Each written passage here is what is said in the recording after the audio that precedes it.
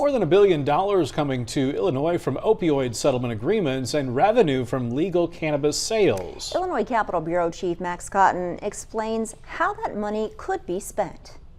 What does mental health funding mean? That was the crux of Monday's hearing. How can Illinois best use money it receives from opioid settlements and cannabis sales taxes to improve access to mental and behavioral health services throughout the state? What is being funded? How is that money being spent? And what is the impact of those dollars on people's lives and programs offered? How much money is the state getting? The state estimates it will receive around $1.3 billion from settlements by 2038. It estimates more than $770 million will go to the remediation fund, which will be used for substance abuse programs.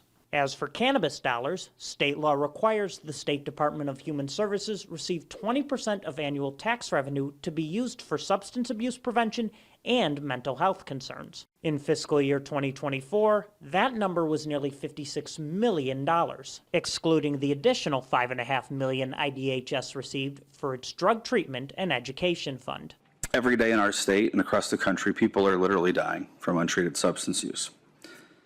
Time is literally of the essence if you're desperately calling around looking for a bed or an outpatient opening. Jeremy Klemansky heads the Gateway Foundation, Illinois' largest and longest-running addiction treatment nonprofit. He says the state should move money as quickly as possible to organizations helping people struggling with substance abuse. He also thinks the state should put some of its opioid settlement money into an interest-earning trust so dollars will continually be available to these organizations. A full continuum includes prevention, harm reduction, treatment and recovery services, and housing. They all have a place, and they're all part of a well-designed system of care. And regardless of how the money is spent, one thing is clear among lawmakers. We want to do what we can to expand and provide accessible, affordable services to everyone that's in need. In Springfield, Max Cotton, WGEM News.